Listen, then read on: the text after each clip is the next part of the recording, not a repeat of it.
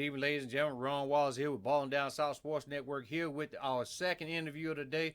I can tell you this is not a new coach to high school basketball. He coached 4 years as an assistant coach up there in Oxford, helped them to an Elite Eight and a Sweet 16. His first head coaching job was in 2017 at Baldwin County High School. And in his third season at Baldwin County, he took his team to the sub-regionals. Let me introduce you guys to none other than Daphne, brand new head coach, DeMarcus Mosley. How you doing today, Coach? How you doing today, Ron, man? Doing all Pretty right. good, man. We finally got you on here. Had to put an APB out on you.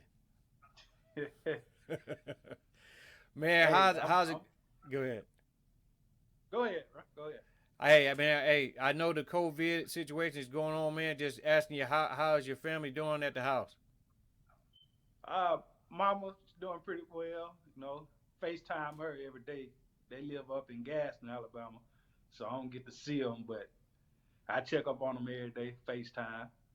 I got you, man. Well, just so the people that don't know exactly who you are, talk a little bit about. I know you're a veteran. Talk a little bit about you being in the military and then also getting into coaching out there at Oxford and then all the way up until where you are now. Yeah, my journey has been a little not conventional, I say. Graduated from Etowah High School in Atala, Alabama. Some people are Auburn fans, Cadillac, same school as Cadillac. Uh, Went to JSU, Jacksonville State University, 2006. After my second year at JSU, I joined Army Reserve, which I took some time off school, came back 2009, and then I got deployed to Iraq. Wow. Crazy thing is, I still did classes while I was overseas, which that's a whole different eye opener. Most people didn't know I was deployed or was even in the military, but yeah, I've been to Iraq. Taught me a lot of discipline, which I instill into my players. Um, Came back home, finished my bachelor's in 2013. Uh, was hired at Oxford City Schools. I was assistant for 4 years under Coach Joel Van Meter, who was he was coming from Jacksonville State, and he also coached at Morehead State with when they had Kenneth Fareed. I learned a lot from Van Meter. Van Meter is a he gonna break everything down from the film room, and then he really taught me how to use film to your advantage while coaching. Then in 2017, came down here to Baldwin County, applied, and got the head job at Baldwin County High School. My first year, which is probably like any coach going into a new situation, you got to put your stuff in. You trying to weed out the bad, see what's going on, and it was a crazy year. I only had 7 varsity players my first Wow. year, which I didn't even have to kick anybody off. They really weeded themselves off because they couldn't adapt. A lot of them was undisciplined that first. Then they couldn't take coaching, and they just weeded themselves out. Second year, we started to turn it around. We won a couple big games, but we still were trying to break and get over the hump because prior to me coming to Baldwin County, they already had 2 head coaches within like a year or two span, and they haven't made the playoff in over 6 years after Coach Hunter. So the program was kind of down. So I was coming in trying to build it up. And the third year is when we really clicked. We went on. We started the season like 6-1, which our loss came to a Thanksgiving tournament. We lost to Fairhope in the championship by 2, which we had already beat Fairhope beginning of the season, which was a rival game. But we knew we had something special last year, and we had a lot of momentum. Made the playoffs. We hosted the area for the first time in forever at Baldwin County. Uh, but we fell to BC Rain, who we split during the regular season. That's another Final Four team. And matched up with Spanish Fort for the Sub region at their home and lost 73-70. It was a nail biter, hard fought game and lost in the Sub region. Well, before I let you talk about the new Daphne job, let's back up. When you were at Oxford, you guys were able to get to the Elite Eight in the Sweet 16. What type of players, did you guys have on that Oxford team at that time? Oh shoot, we had one of the players, Zondrick Garrett, which he's coming to South Alabama this year. He was a freshman, which I had him on my JV team since he was in middle school, and he was 6'7" then. And like we only lost one game. We lost one game to Chelsea. We were like 24-1. We lost one game at Chelsea, but we had all type of athletes on that team. The Elite Eight game, we lost to Parker, and Parker went on to win the championship that year. And then I think the Sweet 16, we lost Pinson Valley at the Northeast region in Jacksonville. But we had the difference from up north and I would say down here is the whole team was just basketball players. Maybe one or two played football, wow. But like 10 to 12 were just basketball only guys. And that's the difference from when I moved down here. My years at Baldwin County, my whole team was football players. Wow. Which it really don't matter to me because I feel like I can teach anybody how to play basketball. I don't care if you play. If you want to play, I can teach you how to play. Wow. So now the job comes open at Daphne High School. What was your first order of business after you got the job, you got confirmed by the school board? What was your first order of business? My first objective was to reach out to the kids who played and that was going to be returning. I know they've been in the wind and they haven't had no idea who was going to be their head coach or who was coming in. So I wanted to reach out to them first, just to communicate and, hey, I'm Coach Mosley. This is what I'm bringing. I'm inviting y'all to my summer workouts, which I told them from day one.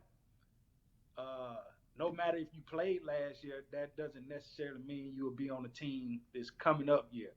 But I would let you come do summer workouts because we still going to have a tryout in August because I want to see everybody. I need to give everybody an opportunity, a chance to play. So pretty much you gave everybody a clean slate. You starting from day one. You still got to make this team. Yeah, that's how I believe you got to do it. Ain't no favorites. You kill all of that. Like, well, he getting clean slate. I don't know none of y'all. I don't know what you did before I got here, and you gonna have to try out like the next man. That's well, it. so coach, then you can show from there. You can show from there. That's correct. So what's your coaching philosophy? My philosophy is I like to create more scoring opportunities. I like to get up and down, basically, and that's the game today. You look at analytics, more shots, more points. That's the whole game. Everybody want to play up tempo, but I've been watching practices and some people don't practice up tempo. That's what people don't realize. If you want to play up tempo, everything you do has to be up tempo. You have to practice that. You have to practice that style. And at Baldwin County, the third year, they finally caught on to what I was preaching to them. And, we pressed a lot. Depending on who we playing, we'll play zone every now and then. But we pressed, we turned teams over, and we got more shot attempts. And the game now is threes and layups. We eliminated the jump shot. Certain players on my team could take a jump shot that I know that can really make it. But if it wasn't a three or a layup based off points per possession, we wasn't shooting no jumpers. I got that. And that's just basically my style. We're gonna press you. Nobody likes to be pressured. I don't. No. Even pressing teams don't like to be pressured. Well, that's good, just because I've seen some of the teams you coach, and definitely when that switch is turned on, you give them the green light to press. They it's like white on rice, and boy, they are definitely pressing. So what goes into having a successful season or a successful team to you? Now, most people think wins equals success, and that's not even.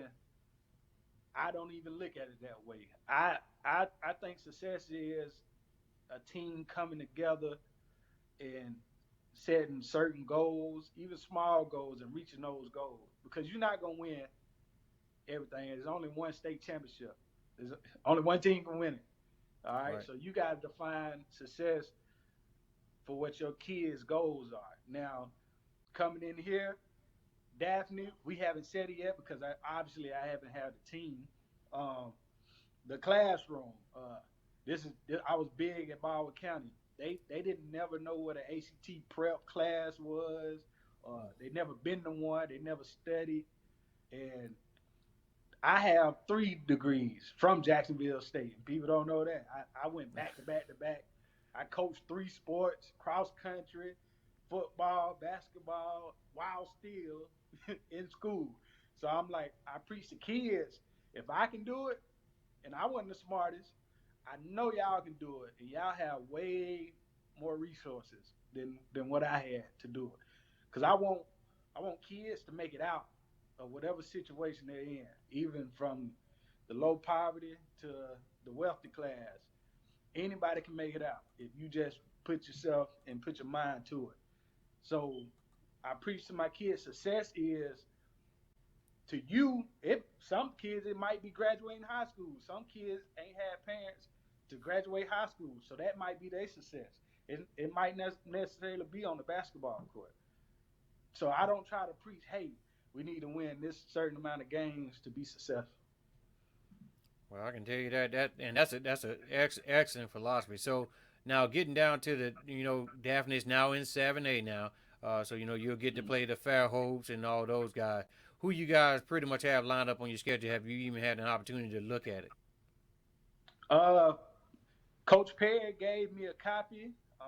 We still in the works of adding teams. Of course, we got Fairhope. Fairhope is in our area. We have Murphy in our area, and we got Foley in our area. Um, some teams that I've already seen on the schedule. We'll be playing Williamson. Oh, Uh, Coach Hunter over there, great program, state champion. I think that'll be a good test for us too to uh, to battle a champion and even to go over there in that atmosphere.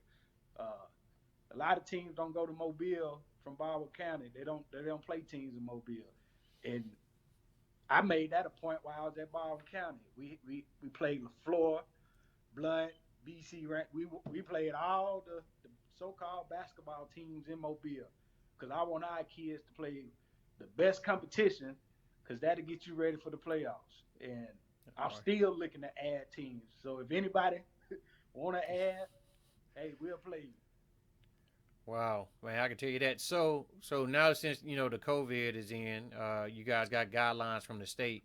What are some of the things that you as a head coach and also dealing with the athletic director in the school have put in place for the kids? We're basically following the state has their rules, but then the state gives it to each county to dictate what they want to do. Now in Baldwin County, uh, we have our rules to where people can't touch the same ball.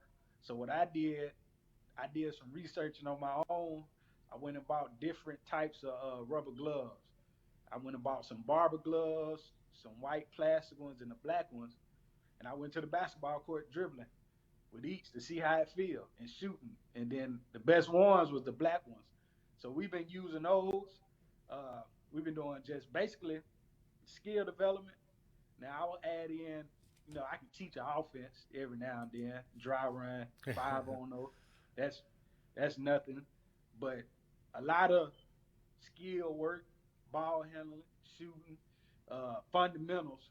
A lot of kids lack fundamentals bad uh, in this area, and it's just not.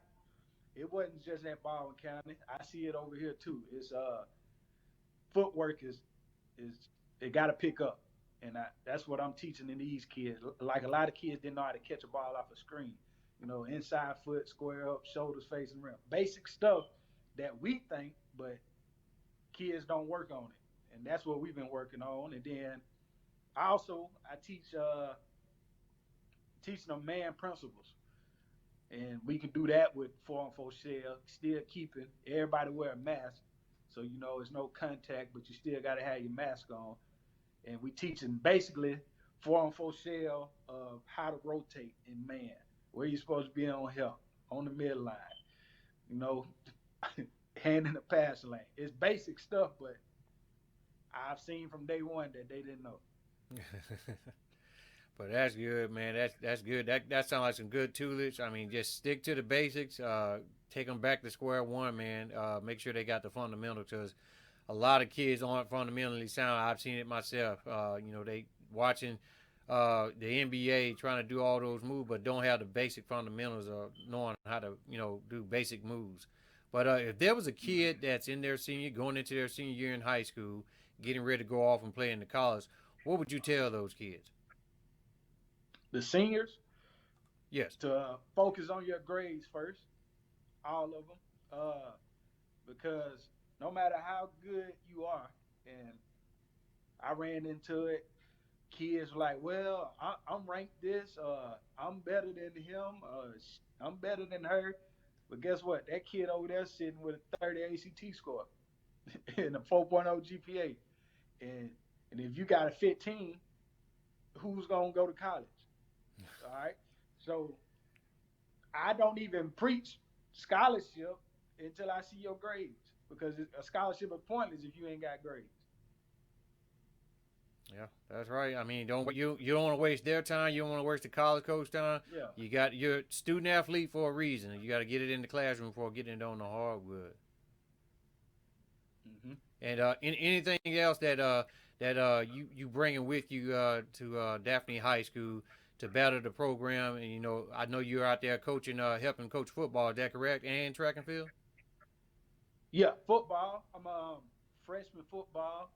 I'm helping with defensive backs with Coach Milton, a Daphne alum, and it's actually been fun out there. It's a different.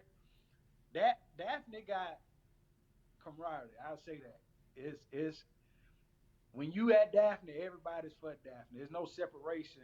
We all one team, and they welcome me. And I feel like I've been to Daphne for years now, because they ain't treating me no different. Even though I'm coming from Baldwin County, I'm Daphne now, and they love me and I love them back. Now, have you met with any of the parents at all yet? How they're taking everything? No, I haven't met with them, but I've communicated over the phone with them. Okay. Which I explained to them too about that there's going to be a trial in August, coming up for their child. But I would let them show me what they have over the summer to come to workouts. But they've been pretty. I have one parent. She said, "Coach, now I'm gonna send you Bible quotes every day." I said, "You know what? I'm fine. And she makes sure I'm straight with a Bible quote every day. And you know what the crazy thing is? If I'm in a bad mood, I just look at the Bible quote and it clicks it up." Man, well, that's good. That's good. Well, definitely, yeah. Ladies and gentlemen. Yeah, I know, right? Ladies and gentlemen, this has been Daphne new head basketball coach, DeMarcus Mosley. Thanks for coming on the network today, Coach. Yeah, what you got? My assistants, man. I got my JV head coach, Blake Cope. He's a graduate of Daphne. Tremaine Perry played at the University of Mobile, another assistant. And I'm bringing on Coach Corey Williams. Okay. Over there with Mob Town. Yeah, all right. He's gonna help with all right. Yeah, all right. That's pretty, man. That's a brand new staff there then. Yeah, man. I tried to bring some over, but they live and work hard to try to come. They fix your job, go home, then go back and play net, which I understand. Yeah, that's good. I built another staff real quick. They ready to work. Shoot, they got my back. All right, ladies and gentlemen. Like I said again, this is Daphne Boys Varsity Basketball head coach, DeMarcus Mosley, brand new to Daphne. Thanks for coming on the network today, coach. Hey, man, no problem, man. All right, now. Same here, coach. Take care now.